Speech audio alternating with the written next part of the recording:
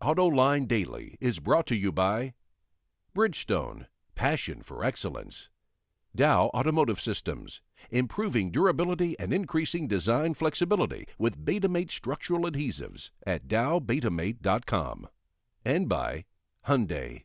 Experience the 2011 Hyundai Sonata today at HyundaiSonata.com. This is Autoline Daily for May 23, 2011, and now the news. Historically, Detroit's automakers were universally criticized by how they treated their suppliers, while the top Japanese automakers were universally praised. But now that is changing. A company called Planning Perspectives, which tracks supplier relations annually, says the Detroit Three have improved dramatically, while the Japanese, in the words of the study's author, have lost their way. They are now putting pressure on their suppliers to cut costs the way the Detroit Three used to. Even so, Toyota still ranked first, with Honda second, followed by Ford, Nissan, GM, and Chrysler. For the first time ever, Planning Perspectives included Mercedes, BMW, and VW. Since it only has 1 year's data, the company did not include them in the overall rankings, but if it had, Mercedes would have finished first. The UAW is not going to want to hear about this next story.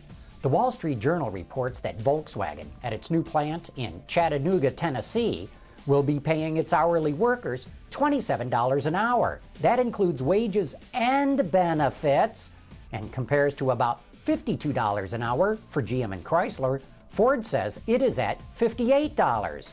The Center for Automotive Research says that VW's labor rate will kick up another $8 an hour over the next few years.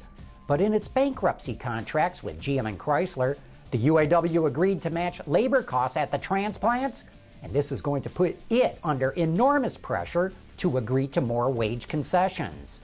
And this doesn't look good either. Wards projects light vehicle sales in the U.S. will drop to 1.12 million units this month. It also forecasts that the SAAR will hit just 12.4 million, the lowest it's been since November of last year. Wards blames the drop on low inventory amongst Japanese OEMs.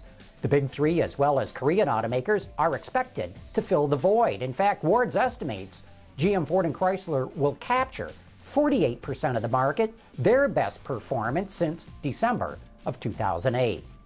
The average age of cars and trucks on the road in the U.S. is getting older, and again, according to Wards, in 2009, the average age was 9.6 years old. That grew to 9.9 years in 2010. The age of vehicles went up despite the fact that nearly 6 million vehicles were scrapped in 2010, and in the fourth quarter, there were more vehicles scrapped than any quarter since Cash for Clunkers, which ended in 2009. Even still, the numbers of licensed vehicles was up slightly from the year before, totaling close to 240 million. Because of slow sales of new cars and the growing age of vehicles on the road, the vehicle park is expected to remain low in 2011. The president of the Beijing Automotive Group is heading to Germany to find talent. According to Gasco, the company will hold the largest recruitment fair a Chinese company has ever held overseas. BAIC wants to hire technological experts, engineers, and executives for its subsidiary companies. The company is looking to hire 60 to 100 people and says it's already received 650 applications. This next story is astonishing. According to an article posted on Autoblog, the national police chief of Venezuela recently held a press conference announcing the country's first ever suspension of a citizen's driver's license. Let me say that again. This is the first time anyone in Venezuela has ever had their driver's license suspended. Amazing, which begs the question, is everyone in the land of Hugo Chavez such a great driver? Well, not exactly. So what did this guy do to get his license suspended? Well, he was speeding while driving a bus that was loaded with too many people. And one of the vehicle's rear wheels was inside with the passengers. He has to wait a year before he can drive again. Coming up next, a look at the convertible version of the Camaro SX2. Reducing exhaust emissions, aerified diesel particulate filters, high filtration, low back pressure, small package size, excellent durability. DowAerify.com. I recently got a chance to test drive the convertible version of the Camaro SS2, and here's a little bit of my experience with the car. Let me tell you about a car that I've been test driving lately, and if you can't recognize what this is, turn off this video and go away. But for the rest of you, I'm driving the Camaro 2SS convertible, an absolutely awesome car to drive. However, when I get in on the passenger side, there's a few things I don't like about this car. You know, open air driving is just great, but when you put the roof up on this car, one of the first things that you notice is it's not very quiet inside. It really doesn't have enough sound deadening in it, and you can hear all kinds of traffic and other ambient noise around you. Plus, it takes a while for this roof to get up into place, so let's lock it down right now, and I'll show you what else is going on here.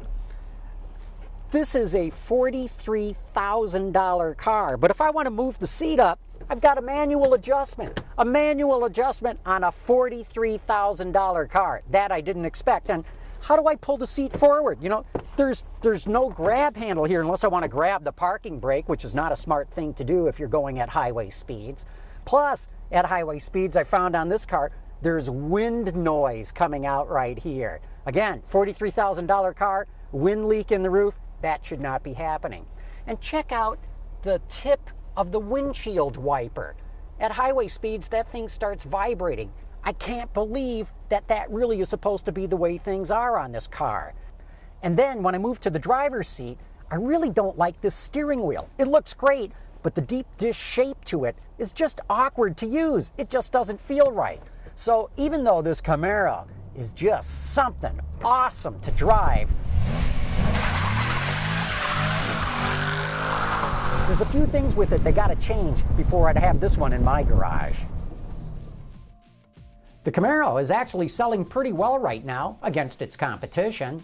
So far this year, Dodge sold a little over 13,000 Challengers, Ford sold over 23,000 Mustangs, and Chevrolet sold over 30,000 Camaros. Hey, you can download a brand new episode of Roundabout right now at AutolineDetroit.tv. This week, you'll see the ugliest Cadillac ever, find out what Uper treat is powering cars, and the panel will debate the issue of death by GPS. Check it out in John's Journal.